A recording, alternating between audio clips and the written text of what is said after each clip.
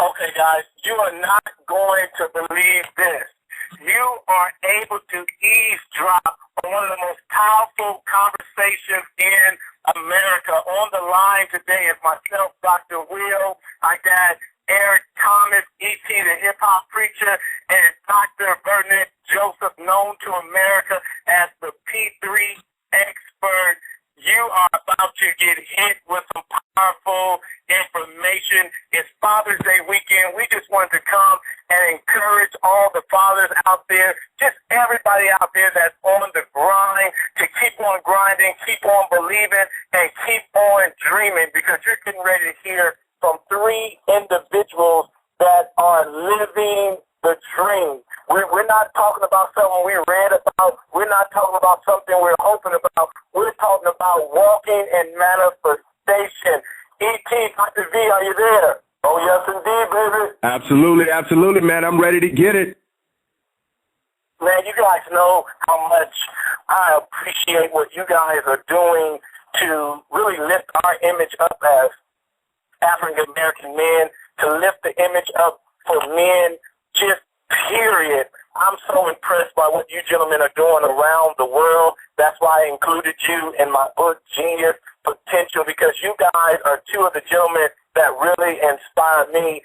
E.T., with your, thank God, it's Monday, and just you being you, man, being so genuine. I remember you were one of the first people I talked to when I moved back to the United States, man, and you were just so willing to help me out to create my platform, moving back to America. And me and you, Dr. V, we've been traveling for the last 12 years, and just to see what you've been doing, I'm just excited to know you guys, to be a part of what you're doing. So I wanted to kind of get us all on a call, man, and I'm so thankful that it was able to happen. I know our schedules are just hectic and crazy, but we wanted to maximize the moment, as TD Jakes would say. So I know we're going to be a blessing to people. Now, E.T., I want to talk to you a little bit, man. You just wrote the book, Secrets to Success. Man, you just doing it. But talk to the people, man, about the process, because I know they see you in your glory, and I want some people to hear your story. They got to know the story, baby. You know, I tell people, Doc, all the time, man, you can have what you want, but you got to be willing to pay the price. There's a price tag to success, you know, and unfortunately, there are no discounts. You have to pay full fare. So I think the first word that comes, man, to me when I think about the book is sacrifice. You know, and I had to sacrifice for a period of about 3 to 4 months time with my wife. Sacrifice. I don't do a lot of television, but if you're talking about, you know, a social activity or entertainment was like almost zero to none. It was being locked in, focused on waking up early in the morning and staying up, man. I'm talking about the wee hours in the morning, trying to do as much as I could to get that book completed. So you're talking about humility, being humbled, you know, having an idea, having people shoot that idea down, saying, look, I don't think you should go in this direction. I think you should take this out. I think you should add this. You know, and when you know writing a book, Doc, that's your baby, you know. Right. But being humble, and, you know, my wife saying, nope, that cover is not going to work. I don't know who you trying to sell that book to. But that cover right there, that's like some kitty cat stuff. That's like high school only. You're not trying to sell it to corporate America like that. And so, man, going back and doing the cover over and over and over again until we got it right. So when I think about it, just in short, those are the three things: that sacrifice, man, that eye of the tiger focus that you have to have. And again, a lot of people don't talk about it, but the humility, having people to look at your stuff, to critique your stuff, to change your stuff. For me, man, those were probably the most difficult aspects to trust in the process. Now, E.T., we're going to come back around to you. Now, Dr. V, you wrote the book, It's Possible, A Productive State of Mind, and I've seen you over the last 18 months, Dr. V, go just mad trying to pursue a goal. You got your doctorate, but you went back to go get a business degree. You're in the military. You got a wife. You got 2 kids. Tell us about that process, Dr. V. Man, you know what, Docs? I gotta say, man, it's all about being hungry and understanding that evolution never stops. You know, you never arrive. As long as you're breathing, you're still living. And if you're still living, then you're still learning. You know, a lot of times people look at these tags and these titles and they think that's it. But one of the things I've come to understand, you gotta work the work. Work the work while the day is young. Why, man? Because when it's time to sleep, you want to have a peaceful and restful sleep. You know, my heart's desire, man, as a family man first, you know, is to make sure that my family has everything they need to succeed. You know, I got two little daughters, Dominique and Renee, and I want the best for them. I don't want to spoil them, but I want the best for them. And in order for me to give them the best, I've got to be my best. I've got to tap into what you say, Doc, my genius to potential. And then I've also got to understand, just like you say, E.T., I need to give them the secrets to success. How can I give them the secrets to success if I don't believe in myself, if I don't believe in the grind, if I don't believe in taking things to the next level? So for me, these last 18 months, gentlemen, have been a wonderful ride, a wonderful journey. Why? Because I've learned that it is possible. If you say you want to do something, then you're going to have to get out there and do the work so that it can come to pass. Too many people are sitting on the couch and expecting it to come to them. But what I love about watching you two gentlemen that inspire me so much is that we go get it. We're not looking for someone to hand it out. We're going to get it. I may not know how to do it today, but if I talk to you or talk to someone who has, then I'm going to be able to do it tomorrow. And that's what I want to teach this next generation coming up, this Generation Z, this Generation Y, letting them know, look, there are generational disparities out there, but don't you get caught up in the mess. You push forward, you look forward, and you strive forward. But most of all, Doc, and, E.T., most of all, this is the best thing that I've learned over the 18 months. You got to learn how to pay it forward, baby. You got to learn how to pay it forward. Then you definitely got to be able to pay it back. Too many people are forgetting where they come from. So, yes, I may have the tag. Yes, I may have the title, but I'm forever on the grind. I believe in hustling hard. I believe in going hard and going home and enjoying home. You know what I'm talking about? That's right. Absolutely. I know what you're talking about. Now check this out. Now, when I moved from Germany back to the United States 2 years ago, two things I want to point out that you gentlemen talked about. Number one, Doc, you talked about being hungry, and E.T., you talked about being humble. You know, we gave up when my family moved here. We were literally starting from ground zero because I just felt that my purpose, if I left good, great was waiting on me. And I mean, I was good and comfortable, though. I mean, I had a great quality of life. I mean, literally, I was one of the top guys in Europe doing my thing, but it was just something bigger on the inside of me that kept saying, Will, you're comfortable. Yes, it's good. I mean, especially coming from Compton, California. I mean, I was doing stuff that I could only dream about, but then there was a bigger picture. But to go for that bigger picture, I had to get hungry again because I got kind of comfortable. So I had to get hungry again, but because I was coming into a new arena, I had to be humble. And E.T., I know exactly what you're talking about, man. When you get a certain level of success, and then you have to go back down to being the little guy, per se, to say, hey, I need help. I don't know what you're talking about. You're talking about this social media stuff. You're talking about tweets. You're talking about the Facebook. I mean, I didn't know any of that kind of stuff. And so I'm definitely with you guys about you got to be hungry, but at the same time, you got to be humble. Now, E.T., I want to hit you real quick, man, because you did something in our industry. You just literally changed the game and came out with a mixtape, man. Yeah, crazy, man. You know, when we talk about the evolution, man, one of the things, Doc, that you talked about, V, is that, you know, with the whole evolution process, man, once you get it started, and that's where so many people go wrong, like, you know, they're fearful or consumed with doubt, you know, or sometimes trying to be perfect, and, you know, they don't know where to start in the process. And I'm telling you, once you get started, there's no telling what could happen. It's like, once you get in miracle territory, man, you start setting all kind of records. And it's like almost out of your control. I don't know if you guys remember when MJ was putting up them points when he came back. And he kind of just put his hands up like, I don't know what's going on right now. I'm hitting everything. Yes, sir. And, man, we have just been on the grind for the last few years trying to pay it forward. You know what I'm saying? I'm hearing you paying it forward, you know, and we were like, what can we do? You know, what can we do? And, man, when one or two of the college students approached me with the idea, they heard my son listening to Wale stuff and said, E.T., I think we could do something, man, you know, that has never been done, and that will eventually open up a new genre so that we can, I won't use the word compete with, but I think, man, our young people need more than just some of the destructive memes that are out there, and they, you know, and not just some entertainment, but they need some positivity.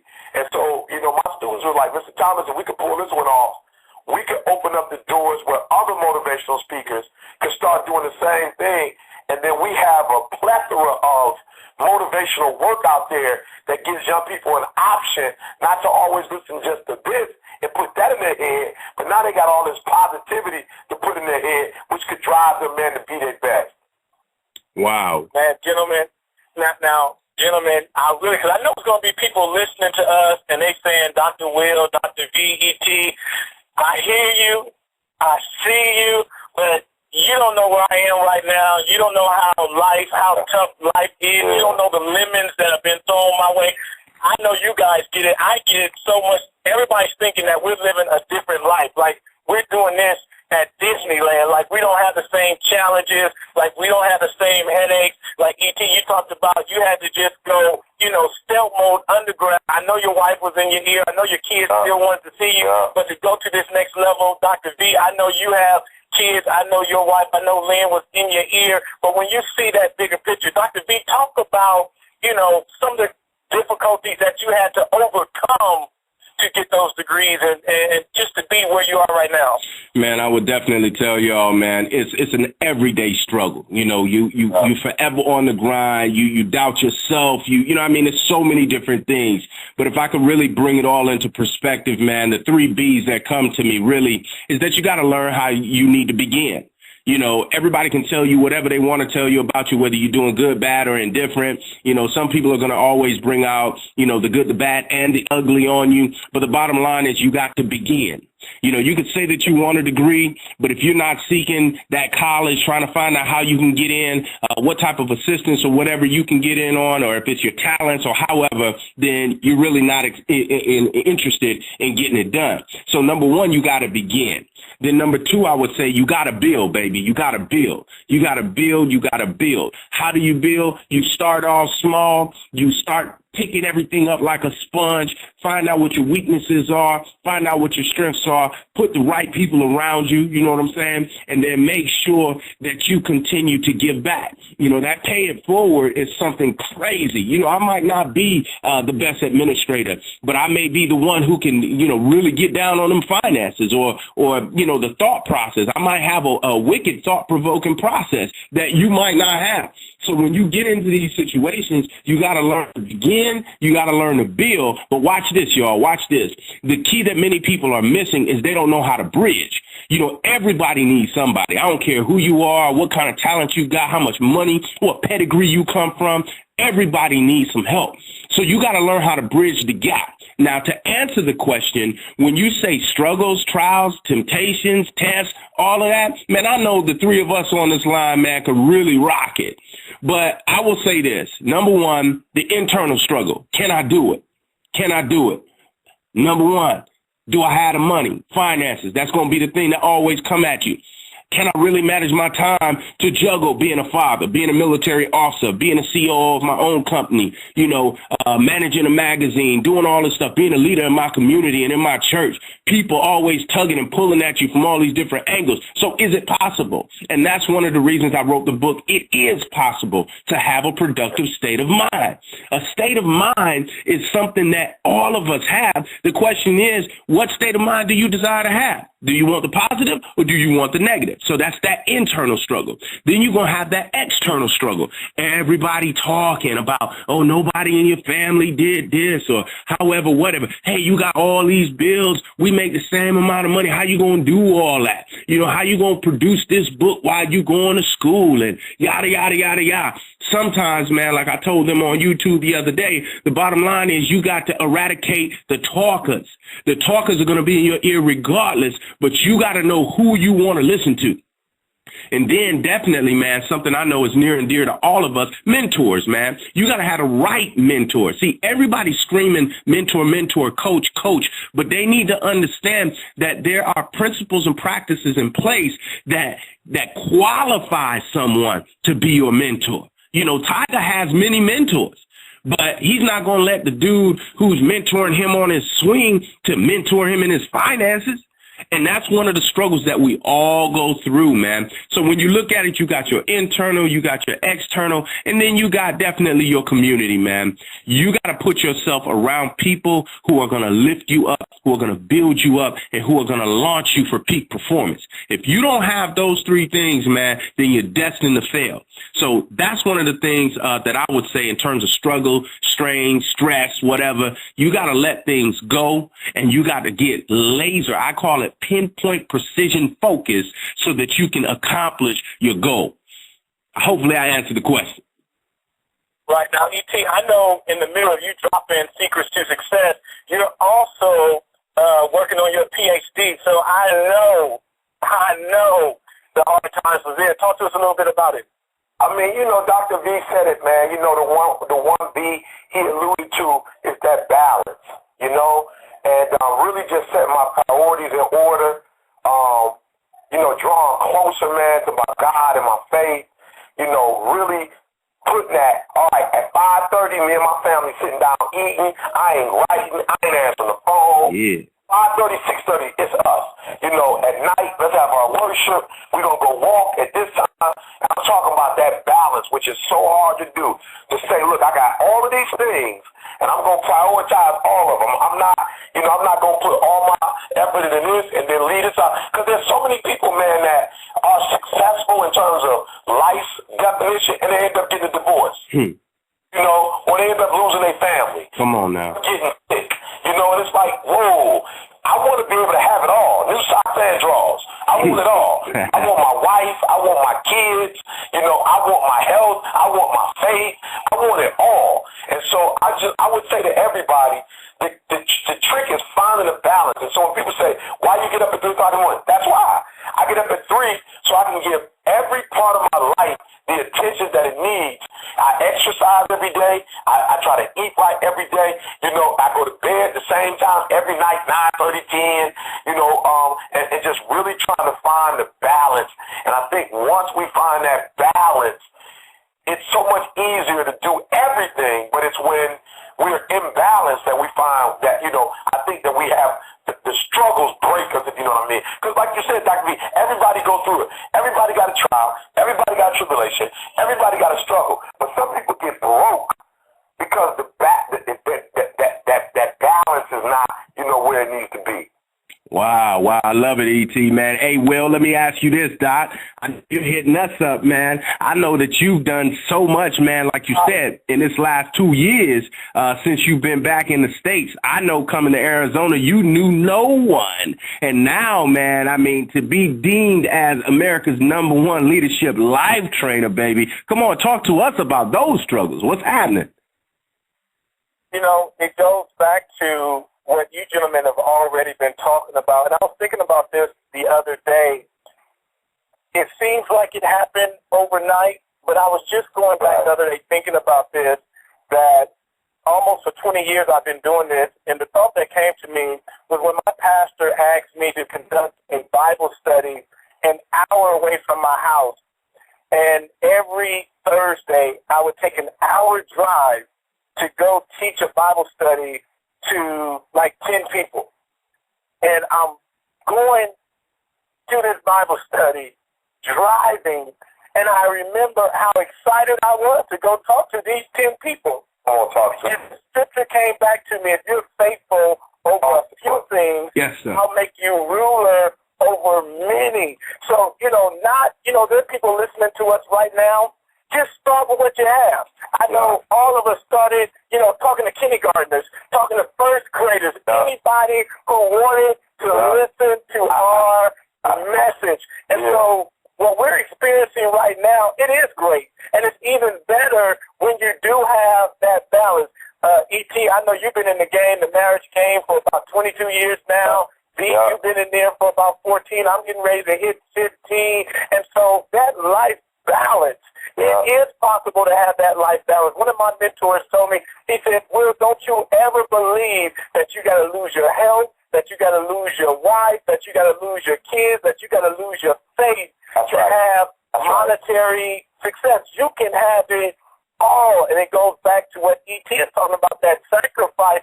I do the same thing. I'm up at 3 or 4 so I can give attention to everybody. That 3 to 6 is usually for myself. And then, 7 to 12, and it's for the business and all that other kind of stuff, but that balance. But this is what I want everybody listening to us. Listen, we're not exempt.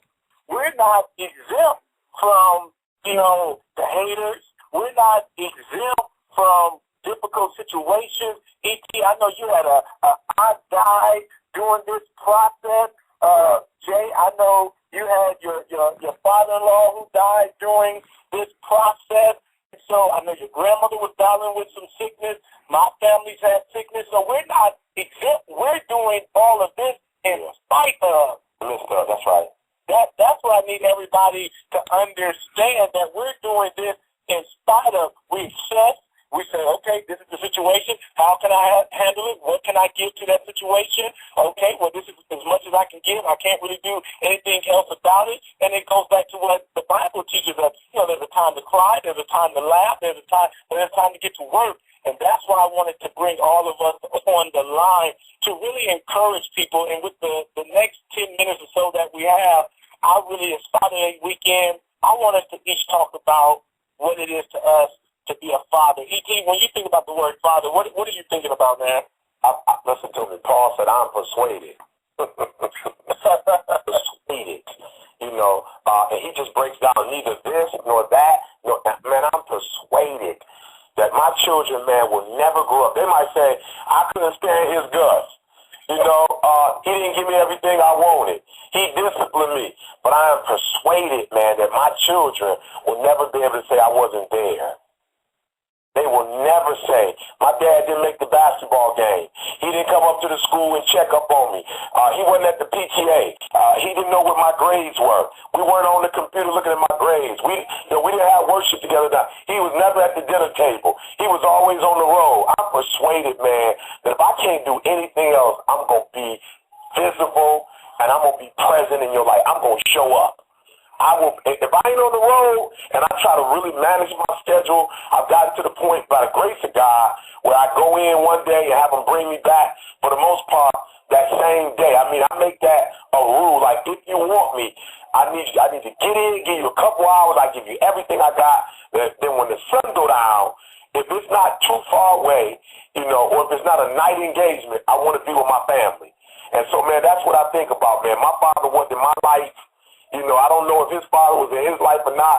We don't talk about my grandfather, but I just know he wasn't there for me. And I am persuaded, man, that no matter what, I am going to be at freshman orientation, at graduation, at their choir practices, or when they had their recitals. E.T. is persuaded that I'm going to be physically there and active in these kids' lives. So there it is. Dr. V, talk to me. Oh, man, absolutely, man. Once again, first and foremost, I'm a family man. And, when I begin to think about fatherhood, man, it is something that is so precious that men ought to recognize and stand up and salute God for the opportunity. We get the opportunity, man, to mold and shape and learn, with our kids, man. And people need to recognize that it's not a one-way street. I'm learning, man, from Dominique and Renee every day. It's not a one-way street. It's not a one-track thing. No, I'm not the judge over them. Man, I'm their father. I'm the one that's supposed to be giving them words of fruitfulness, making sure that I'm active and always always admonishing them. I'm supposed to be the teacher, man, that comes with truth. You know, I'm supposed to be the one who has honor that they can look up to and say, yes, I love my father. I'm supposed to be the guy, man, who's exuding excellence before them so that when another comes before them, they have to size them up to what they see in their home. And then definitely, without a doubt, have to be respectful, man, because we got to teach our youth how to stand up and walk with a swagger that has a standard. See, not just a regular swagger, but a swagger that has a standard. So for me, man, when I think of fatherhood, man, I can bust a tear right now because God shined on me, you know, to give me that opportunity, man. I love being a father. I love being able to pour in to my daughters. But most of all, man, I love receiving from them their words of wisdom from this generation. So fatherhood, you got to not take it lightly, gentlemen. We got to take it and make sure that we use it to our benefit. And, oh, by the way, for those who are out there who have no father, don't think that they're not fatherly figures around. I might not be your birth father, but if I see you cutting up on the street, I'm going to get with you. That's what I believe a father should do. Man, gentlemen, I'm thinking back, Dr. V, to that time when you had Dominique and I called you and we were on the phone and literally you told me, you said, Doc, this is a feeling like no other. And we were on the phone in tears and you were telling me, you're like, and a year later when I had Kara, I mean, being a father, I'm going to steal something from you, E.T. When I think about fatherhood, I don't have to be a father. I get to be a father. That's right. I get to be a father. Fatherhood is a privilege. The Bible talks about this, and it says, you know, children are a gift. And so when I look at God saying, Will, I'm going to give you my child for you to take care of. This is God. Say, I'm going to deposit a child in your life, and I need you to, in essence, babysit. I need you to raise this child for me. What an honor. So one of the things I want to do is really congratulate every man out there that's not only in place, but that is active.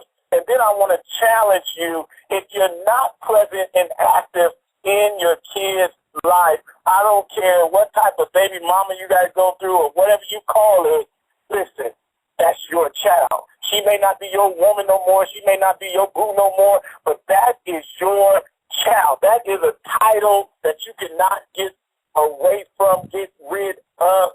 Step up to the plate and be a father. And let me tell you this, I didn't grow up with my father, yet I'm learning every day. I'm reading books. I'm talking to other fathers. I'm talking to other mentors. Listen, how do you do this? What road do I take? Because I do want to be a good father. So if you want the help is out there. Reach out there and get it and step up to the plate and be the father that we know you can be. Right. Gentlemen, we got a few more minutes. I know people are going to be listening to this call that have never heard of E.T., who have never heard of Dr. V. I just want to give you guys an opportunity. If something you said resonated with somebody, just give E.T., how can they stay up with you, man? I know you got the mixtape out, you got the book out, man. How can they stay up with you? This is etinspires.com, but I want to say this, because in my father who's listening to me, I just want you to know it's not over, man. All right? I want you to hear what I'm telling you. It's not over. I didn't start really talking to my father until I was in my 30s. If your son, you weren't in his life, he's bitter, he's angry with you like I was with my father, man, don't give up, man. Keep calling. For real, keep calling. You don't know what's going on in that brother's mind. You could break him with love. Keep trying, Dad. Keep reaching out. You know, if you got to talk to his friends, get with his family members, you know, just whoever he loves, but Dad, don't stop. He cussed you out. He hung up on you. He don't want to talk to you. Don't give up, Dad. And I want to say to all my brothers, success is not just about money. If you do not have a relationship with your father's out there and you could build a relationship with him, get over it. Stop holding him hostage. You're only keeping yourself down. All that anger, all that bitterness, it's not helping you. It's hurting you. And so, listen to me. The best thing you could do is free him. Free him up. Give him forgiveness. Don't keep holding him hostage. Don't keep keeping your love from him. You're not going to call him back. You're not going to act like he's your father. You are hurting yourself. I'm telling you from example. You are killing yourself. Free him. If you ain't going to forgive him for him, do it for yourself. Free yourself. I know we was going somewhere else, man, but I just felt impressed to tell fathers don't give up and to tell sons, you might not think you need it. I got a wife, I got a kid, I got a job, I'm blown up, I'm a baller, I'm doing it, I don't need him. You do, man. If there's any way to have a healthy relationship with your father, please try to make that happen. Man, E.T., you hit it, man. My dad died 10 years ago, and I still have questions that will never be answered. So if you have the opportunity to get, E.T. talked about it, I don't know those questions about my grandfather. You have that opportunity. Take the opportunity. Dr. V, how can we stay up with you? Any closing remarks? Absolutely, absolutely, man. I really just want to kind of echo, man, piggyback off of both of y'all. E.T., you hit that thing, man, that balance. And just remaining humble, man. And the one thing that I really want to tell the brothers out there, man, put your pride aside and allow your love to rise. Hear me clearly. Put your pride aside and allow your love to rise. The one thing that I understand more than anything, $1 million don't mean nothing if you ain't got no love, because you can be a millionaire and just as lonely as I don't know what, be as miserable as I don't know what. And that's why people are killing themselves now, even though they claim to have everything the world says that they're supposed to have. Number one, man, make sure you have a valid relationship with your heavenly Father, and then that can trickle down into the Father that you have here on earth. Make those connections. Meaningful connections is what's going to get you through life. And those two connections, my brothers, are definitely pivotal. They're your lifeline. E.T., man, you really blessed me. I got to go back, and call my pops because he was clowning, and then I stood up and said, you know what? I'm not calling till he called. But you know what? Right here on this call, my brother, you just gave me the key. Put my pride aside and allow my love to arise. So thank you, E.T. Thank you, Dr. Will, man. This thing is healing already. You feel me? So any closing remarks, man, live to produce. Why? Because it's exhilarating. No need to waste your life trying to chase the check. Let the check chase you because you're producing something in life. If you want to catch me, you can catch me on Facebook at Dr. V.A. Joseph or check my website, www.livetoproduce.com. Thanks so much, Dr. Will. One love, E.T., man. This was great. Man, love y'all, man. Keep doing what you're doing. Like Root said, y'all both icons when you let your light shine. Come on, man, boy. Hey, we got to do this again when our schedule permits, man. Love you guys. Till next time. Be genius, everybody. Absolutely. Live to produce.